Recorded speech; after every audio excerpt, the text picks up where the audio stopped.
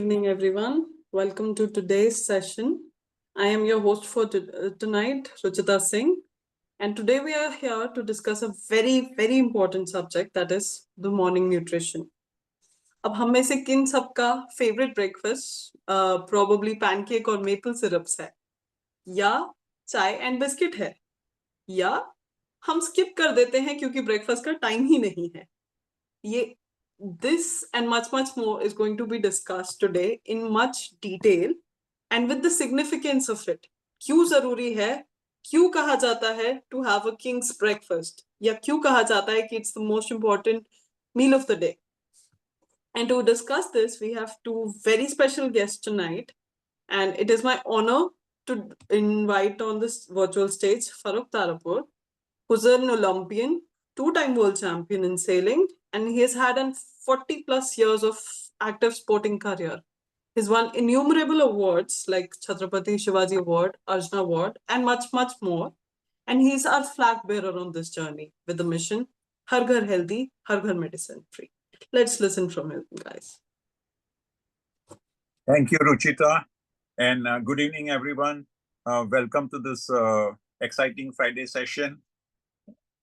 I'm sure that you guys have all had your early dinner and you all have done your exercise, because the worst thing that you can do for your health is have a late night dinner and then go to sleep.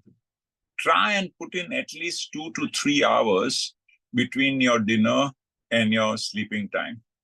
And especially if you are sleeping really late, then you need to ensure that there is more than 2 to 3 hours. You need to put in then 4 to 5.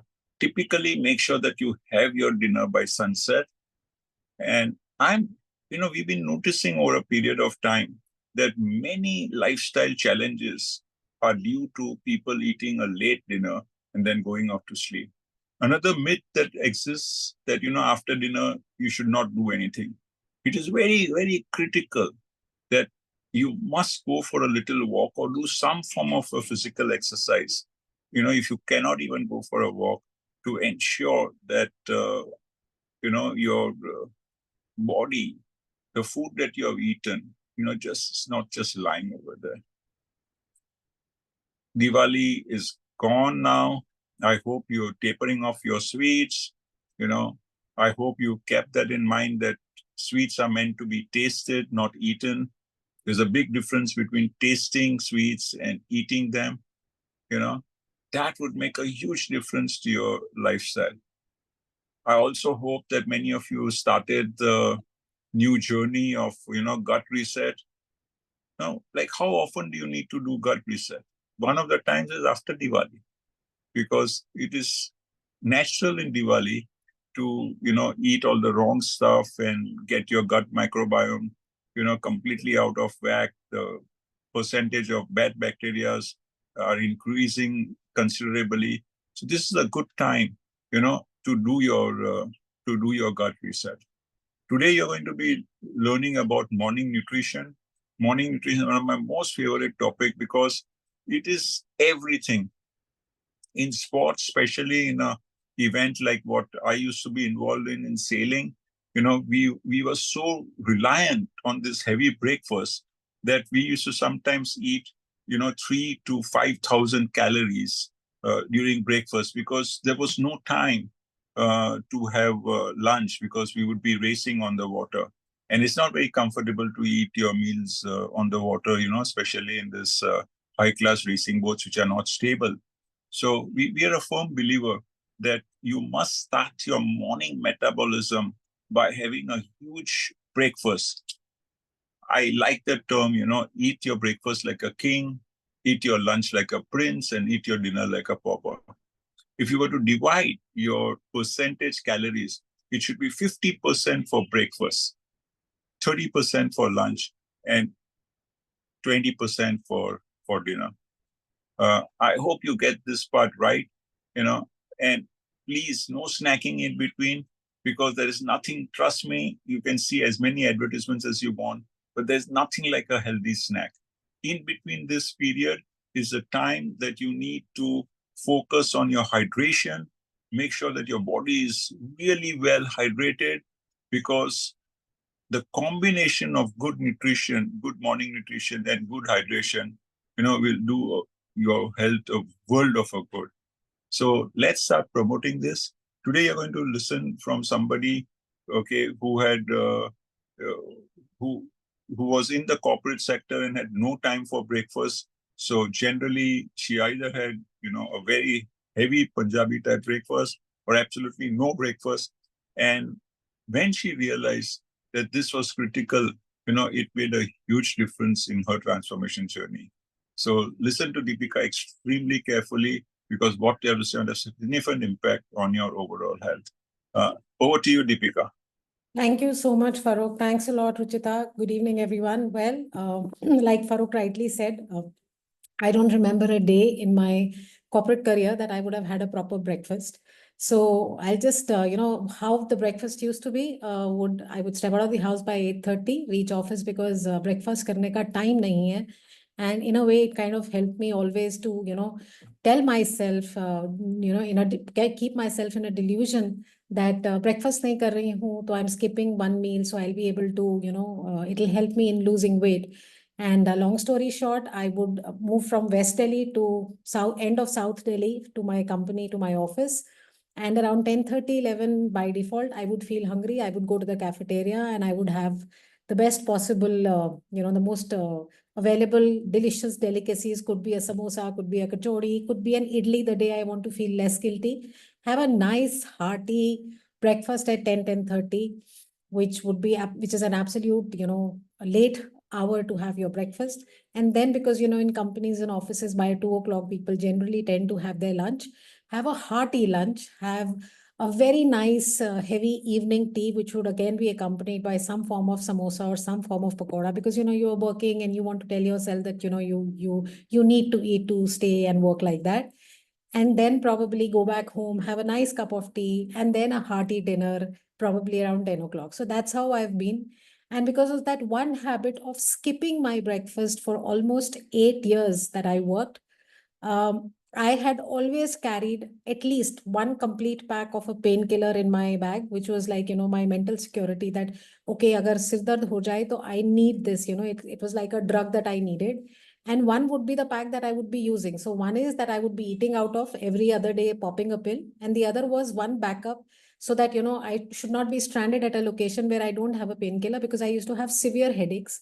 And little did I know that the only one of the biggest reasons why I was having those headaches was because I was skipping my morning nutrition, because I was skipping my breakfast, and that was causing it all. So, with that little bit of background about what were the reasons that tempted me and many other people like me on this program, is we have our own different reasons to be a part of it. Let's dive into today's session. 1 second. Cool. So why morning nutrition? Let's understand that Farooq and Aita and most of the health buddies have been talking about it. Yes, like most of you, when I was earlier told, before I was a part of this program and I understood the essence why it is important, a lot of people, I'm talking about, say, at least about 8 years back, when still social media was not so prevalent that you had 90% of the information coming to you on your palm top. A lot of people used to tell me, don't skip breakfast. And the only psychology that I had was, look, it's my body. I know what works best for me. This is working for me. So I'd like to go ahead with it. And that is usually what we feel, because, you know, each time somebody is giving us, so to say, a little bit of gyan, we feel that we know it all.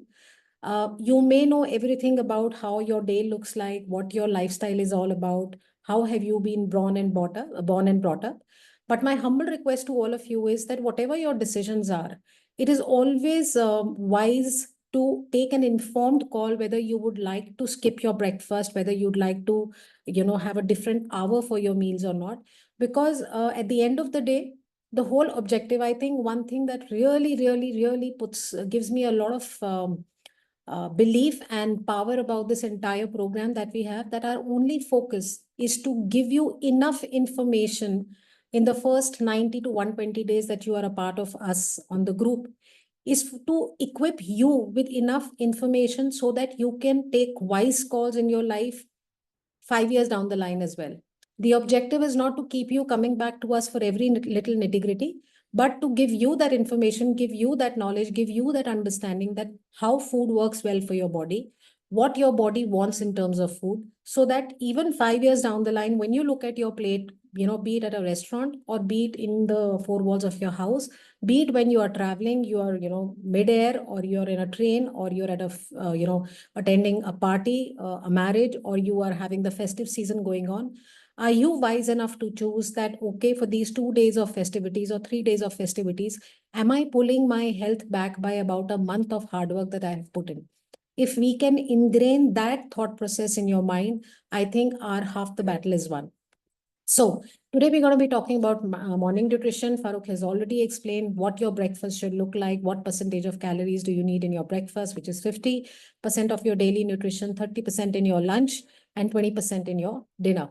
Now, nutritious breakfast, why? Because we've learned in earlier sessions as well, your body is already on a fasting mode for at least on an average 10 to 12 hours. After you have your dinner, you sleep, your body goes through a lot of healing, rebuilding, repairing processes while you sleep at night. A lot of hormones get secreted, and when you have a late dinner, the secretion of those hormones gets interfered with, and hence your body is not able to do the job that it is supposed to post sunset or when you are resting. So yes, your breakfast should be within the first 2-3 hours of waking up. Extremely important. Why morning nutrition? Now, these are all the parameters that we're going to be learning in a little detail, understanding in a little bit of detail in the coming slides. Ruchita, I think somebody is unmuted. You could just check and mute them. Yeah. Thanks. Yes, so it certainly gives a big boost to your metabolic rate. It goes up by about 15%.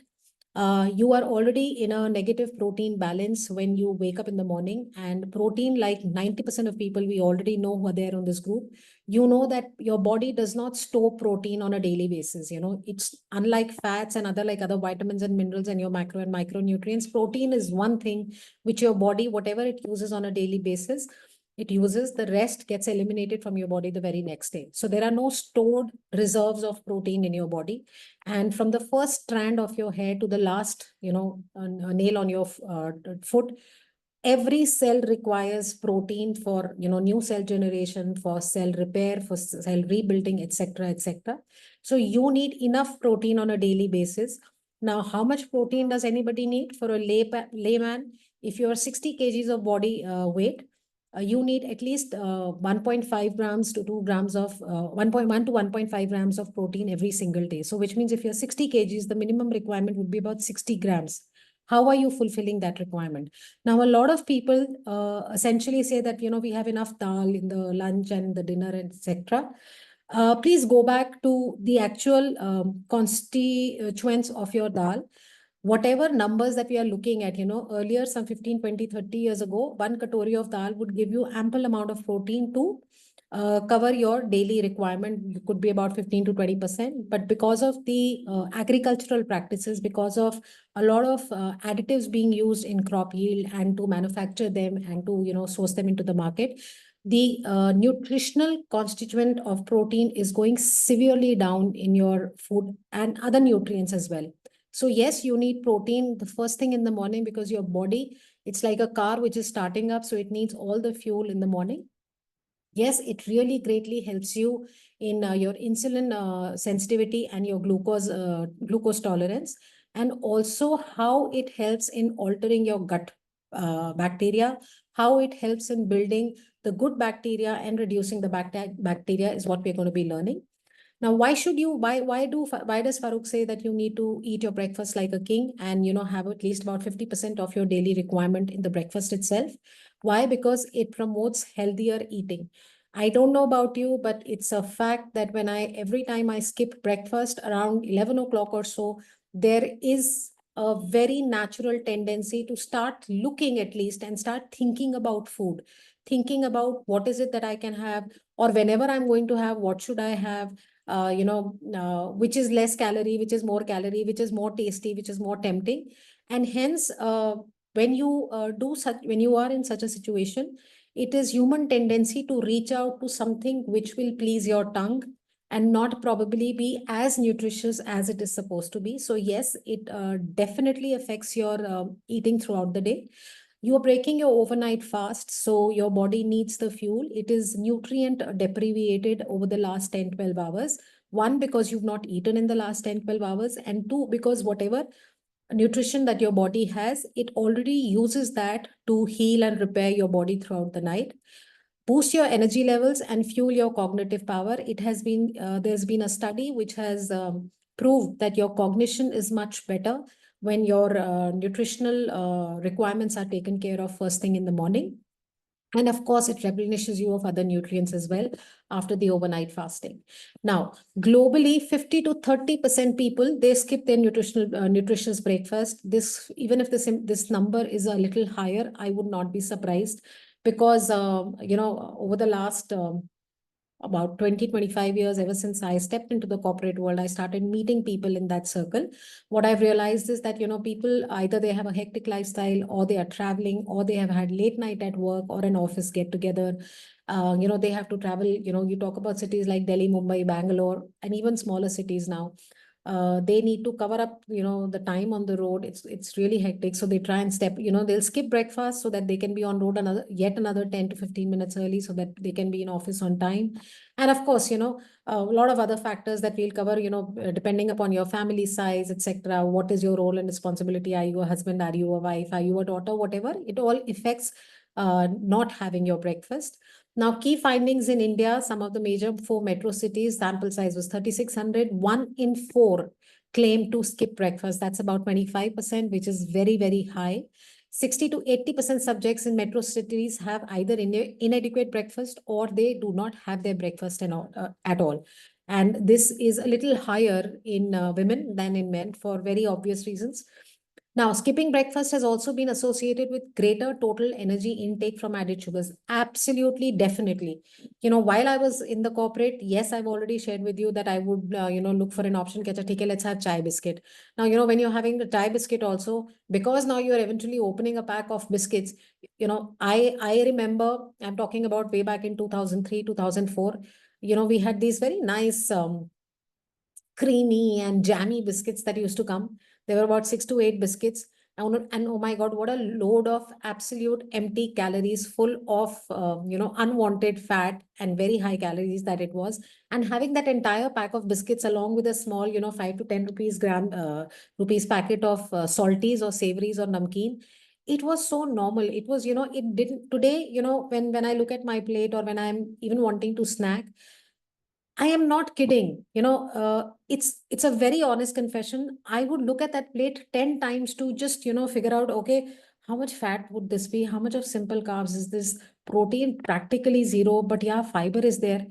That's how I look. And back then, 20, 23 or 21 years back, you would eat fried, you would eat processed, you would eat all of that junk. And it would not, a thought would not cross to my mind that why am I eating? What am I eating?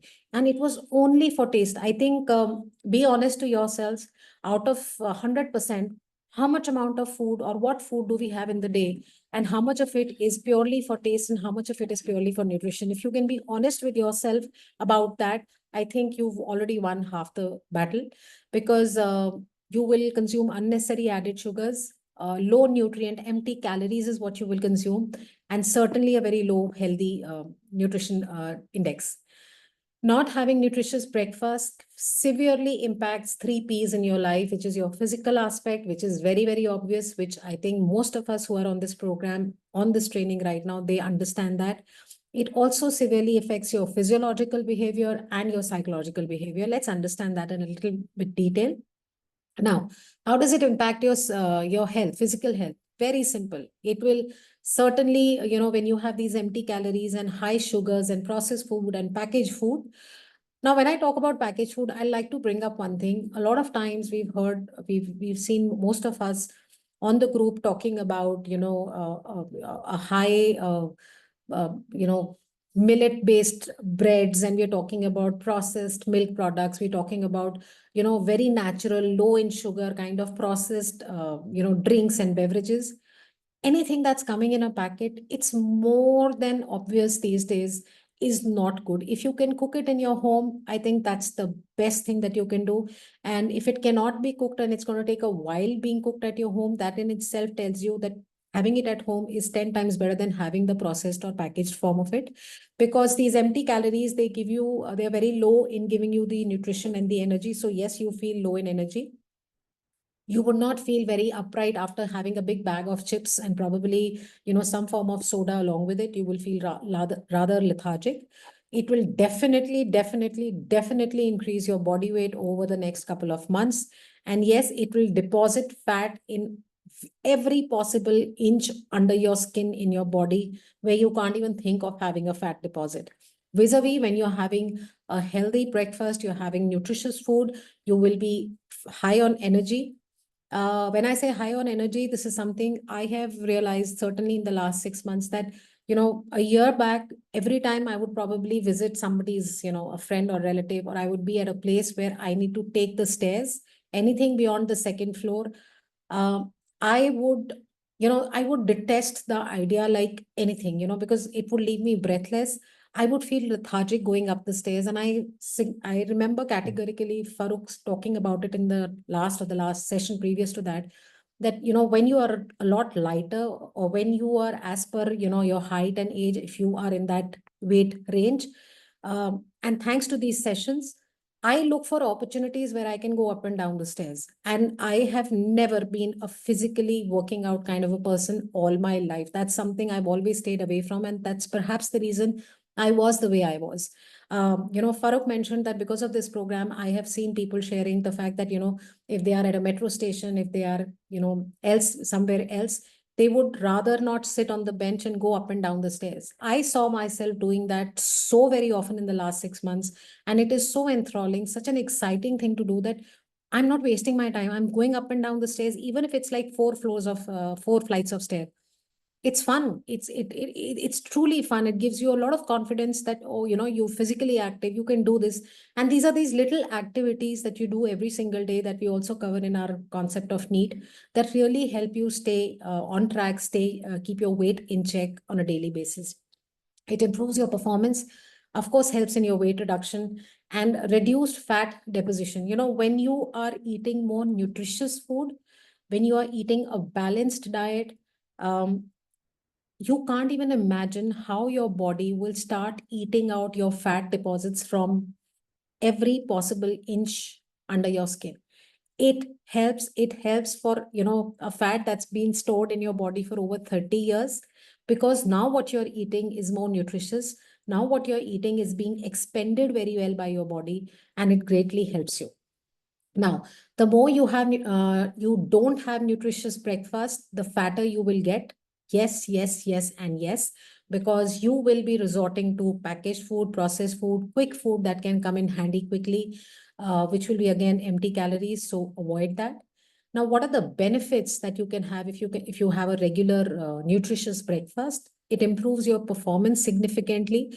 Like, we often say that if you can get up in the morning and you can do a 30-minute or a 40-minute workout, or if you can go for a walk early in the morning for 40 minutes and come back, I don't know about you, but I always feel very high on energy. And I keep telling myself, and I'm probably still in bed at 6:30, 7 o'clock, that why am I not going in for the walk? Because, when I went, I felt very good. So yes, working out and a nutritious breakfast gives you a lot more energy to get through the day. It improves your performance. It also supports in your overall development. Again, take a walk after every meal, including breakfast. For as long as I have been an association of this entire community and Farooq, he has strongly advocated that essentially for people who are pre-diabetic, diabetic, and generally for everybody, if you can take a brisk walk, I'm double quoting it, if you can take a brisk walk of 40 minutes for 4 kilometers in 40 minutes after every meal, it to begin with, it may seem impossible, but if you can probably just start with a 20-minute thing after your meal, do that for about 15 days, and thereafter we won't have to actually tell you to do it, because you will see such benefits that you will continue doing it for the rest of your life, be it aiding in your digestion, be it you make feeling lighter, be it about feeling less bloated, be it helping you break down your sugar and metabolizing it better. It really, really helps. So like I said, it improves your digestion big time. It because your gastrointestinal muscles, they contract, they help digest, break down the food much better. It helps in your blood sugar control. It maintains in having a healthy weight. It reduces your heartburn and indigestion. This is one of the most significant benefits of doing a post meal walk. Indians typically, what is our habit, especially when you are home or on a weekend? The first thing that we do is that maybe you've had a meal. Most of us, generally speaking, we like to lie down. And that is something which is an absolute no-no. We have grown up, having this kind of an environment at our home. If I talk about 50 years ago, maybe that was true because then the routine was pretty different. People were getting up at 5 o'clock, having their breakfast by 7 o'clock, having their lunch by 12 o'clock, finishing up with their dinner by 4:30, 5 o'clock. And they were doing a lot of physical labor at that point of time. They were only eating home cooked food. But the kind of lifestyle that we have now, maybe things have changed big time and we need to change our habits accordingly. It helps you be in a better mood and be more energetic when you do your post meal walks. Very, very important. Coming to the physiological impact of not having a nutritious breakfast and on time vis-a-vis having a nutritious breakfast. Circadian rhythm. This is my all-time most favorite slide. Wherever this slide comes in, whichever training, I love it. We are only looking what are to simply put it across to you. We are looking at two times of the day and night. Basically, you're looking at the activity phase. That's basically typically when the sun is up till the sun sets, and we are looking at night time. Now, our body by nature, there are certain hormones that get secreted post sunset. There are certain hormones that get secreted when the sun rises. Now, why is it simply put that we say that have an early dinner? When the sun sets, when it's dark outside, your body starts secreting certain hormones, one of which is ghrelin, the other is leptin. Now, these hormones are, ghrelin is hunger suppressing hormone, which tells your body that it's no longer time for you to eat. You need to give a rest to your eating habit. The other hormones are your basically growth and repair hormones, which get secreted post. Ruchita, I think somebody is unmuted. Could you help me? Thanks. Yeah. So the hormones that get secreted in your body post sunset, they greatly help in repairing, doing the repair function, doing the rebuilding function in your body. But when you eat post sunset, all the energy in your body gets diverted towards digesting and breaking down and metabolizing the food that you have eaten. So what happens that the secretion of other hormones gets suppressed. So when the secretion of these hormones gets suppressed, when you sleep at night, eventually, these hormones either they are not secreted or not secreted adequately. And hence, the repair work that your body needs to do, the building work that your body needs to do, the new cell generation that needs to happen, that does not happen.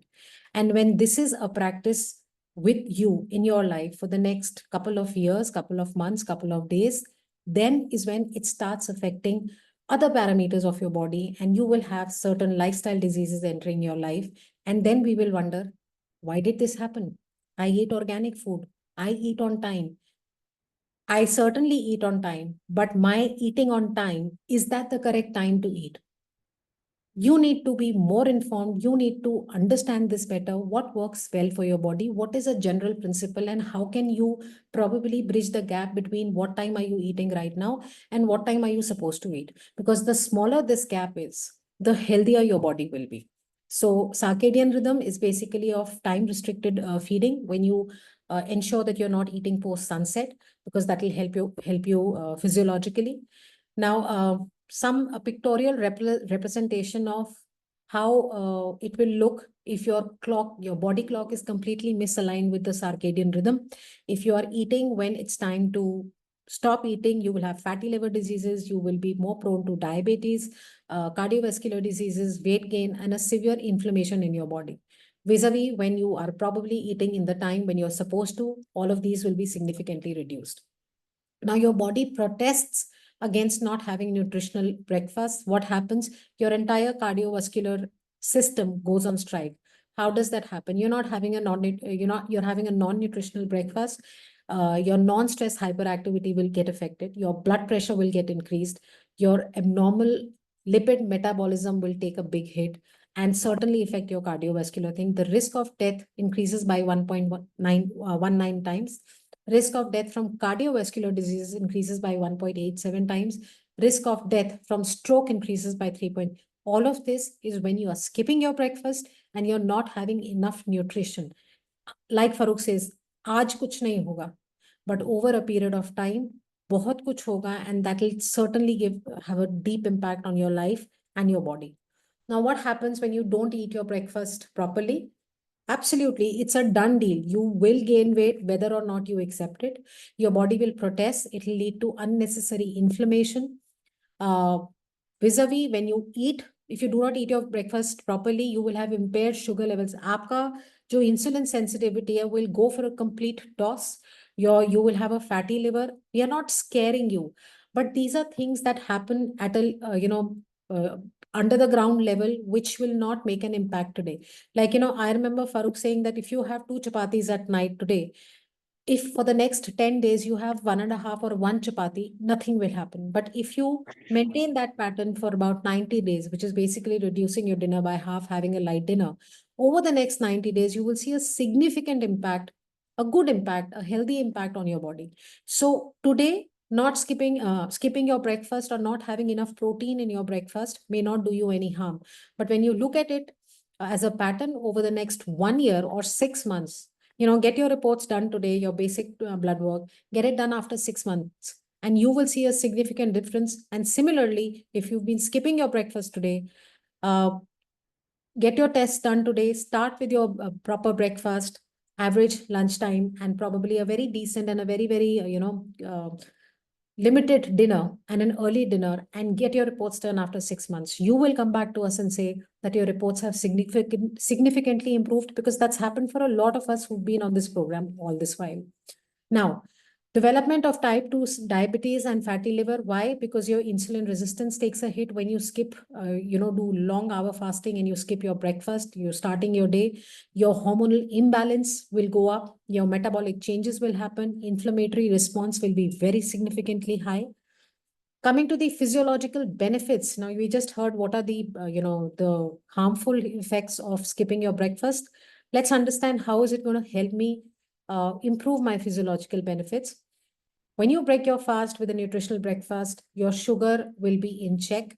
Your sugar balance will be absolutely 10 on 10. It will increase your metabolism. It will boost your metabolism. You will burn more calories for the same amount of work that you do. You will, have more energy expenditure. You will have a better digestion. Your hormonal balance will be in check, and you will maintain your muscle mass. Why? Because protein is absolutely essential for building your muscles and keeping them absolutely hale and hearty. And when that is deficit, it is bound to affect your muscle structure as well. Now, when you have a high calorie meal in the day versus when you have a high calorie meal at night, when you have a high calorie meal in the day, the energy expenditure is very high because you're in a running mode. You're working. Even if you're at home, you're moving around throughout the day. You're not sitting. Most of us are not really sitting 12 hours a day. The higher heat production will happen because of the physical activities in your body. Hence, active fat metabolism will be there. More energy will be expended. More calories will be burned, and the muscle used for energy production will be much higher. So energy burning is much higher, nutrient absorption is much higher, because when you eat and then you keep roaming around, you are in some form or the other of activity, be it cooking, be it, working on the laptop, going to the washroom, coming back, whatever. The nutrient absorption will be much higher. How will the nutrient absorption will be much higher? Simple example, if you take a glass of water and you just put a spoonful of sugar in it and let it sit, do you think it'll take how long do you think will it take to get completely dissolved?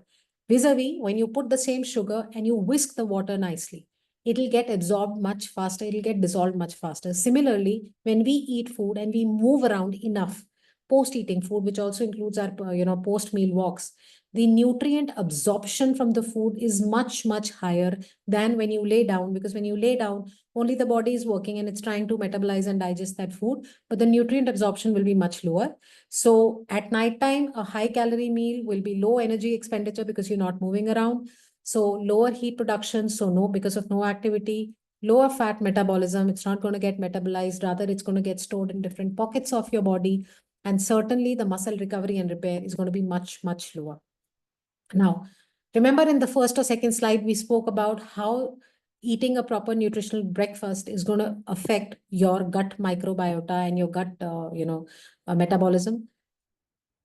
When you eat as per the circadian rhythm, it will increase the presence of the good protective bacteria, which is bacteroidetes. It will significantly reduce firmicutes, which are the bad bacteria.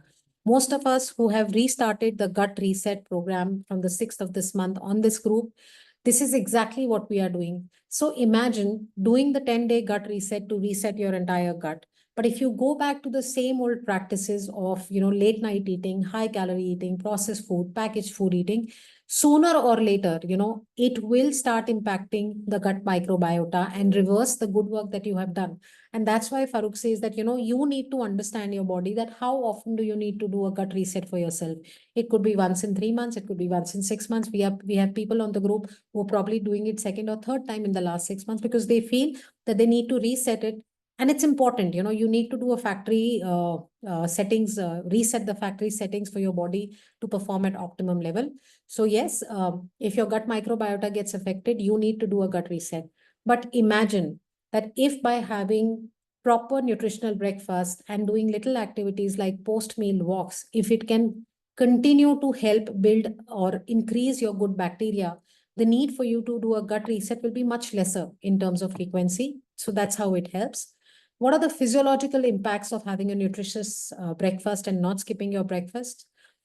If you're skipping your breakfast, it's certainly your body protests against it. It has an impact on your brain. It reduces your alertness. There is inadequate supply of blood to the brain. There is a short-term energy supply when you don't have enough nutritional breakfast. How many times do we go through the same lethargy or same, deficiency or low on energy first thing that you get up in the morning? In the corporate world, it's a very well known, rather, people joke about it. Oh, it's Monday morning. Why are people so fearful of Monday morning? Saturday and Sunday, people literally party. Even in India, the 5-day week and the weekend culture is so prevalent now that Friday onwards, Friday afternoon onwards, the party mode is on. And it is, you are more relaxed. You are more into, so to say, celebrating or socializing kind of a mode. And we eat so much of junk and at erratic schedules over the weekend that Monday morning, when it's time for us to be up and above and get started with the week, most of us are lethargic. Most of us have weekend hangovers of eating high calorie, dense caloried food. And that is why you have reduced alertness.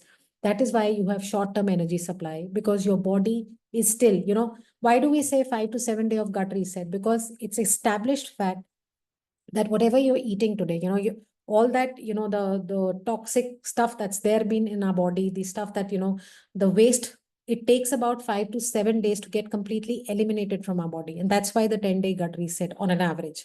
So whatever you've eaten in the last 3 days of the weekend or the last week, your body is still trying, it's struggling hard to process that food. And hence, essentially after weekends, a Monday morning is really bad. And because we continue with the same habits, hence every other day we feel that, we are low on energy, we don't have, we feel lethargic, we feel sapped out most of the time going to work in the morning. What are the benefits?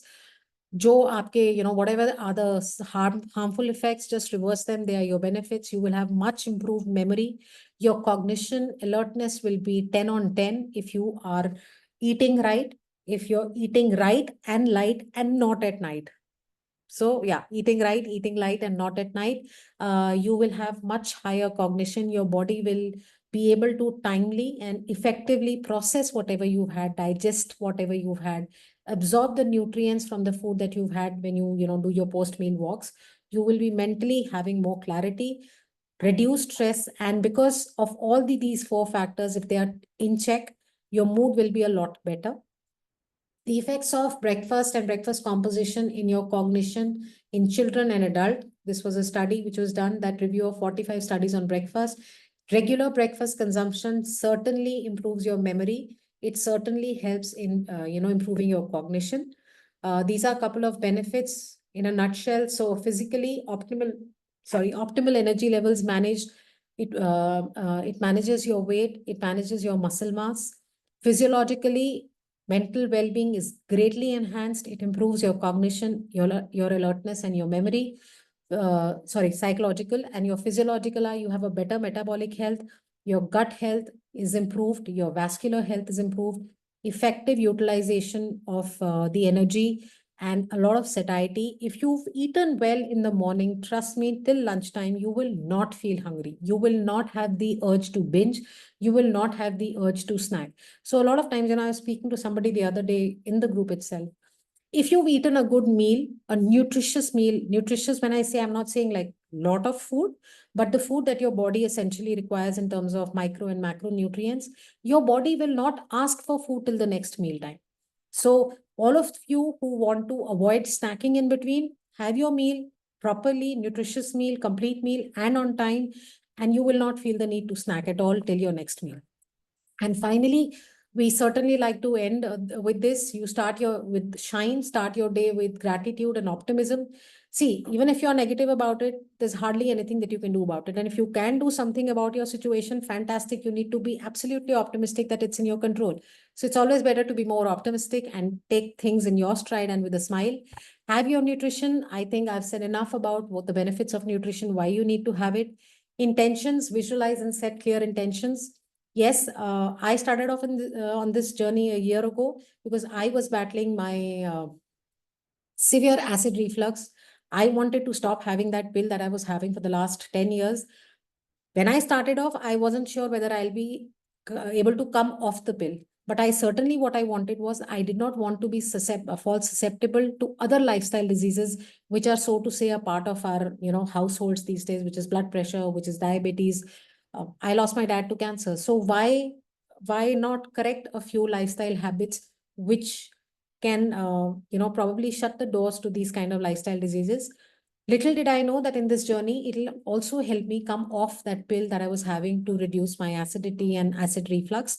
So my clear intention was to have a healthy life. Thanks to this program, thanks to this community, thanks to Farooq and Anayata's guidance, thanks to the support of this community, every single person on the group, each one of you have really inspired me in one way or the other, be it about the dishes that you've put on the group, be it about being honest about the fact that you've not been exercising for the last couple of days, because that tells me that if I have not exercised, the good thing is I can get back into that mode. Learning something new every day. I personally learn something new every day from my surroundings, beyond the group or anywhere else. It empowers me a great deal. Exercise daily. You need to have a mental exercise. You need to have an emotional exercise. Emotional exercise for me is to see people on this group, how they are also going through the same lifestyle challenges, yet they're trying to put up their plates, yet they're trying to stay on the group and follow the principles. I think that will greatly affect. And last but not the least, that's the transformation that this entire Har Ghar Healthy, Har Ghar Medicine Free has been able to help me. It has helped me not only get my weight back in check, but what has been still more significant for me is to have stop bothering about whether I have at least 2 extra strips of that proton pump inhibitor that I used to have 24/7 in my bag, and other stored pockets in my house, so that God forbid if I it's over in my main reserve, I can still find out a pill from anywhere else in the house.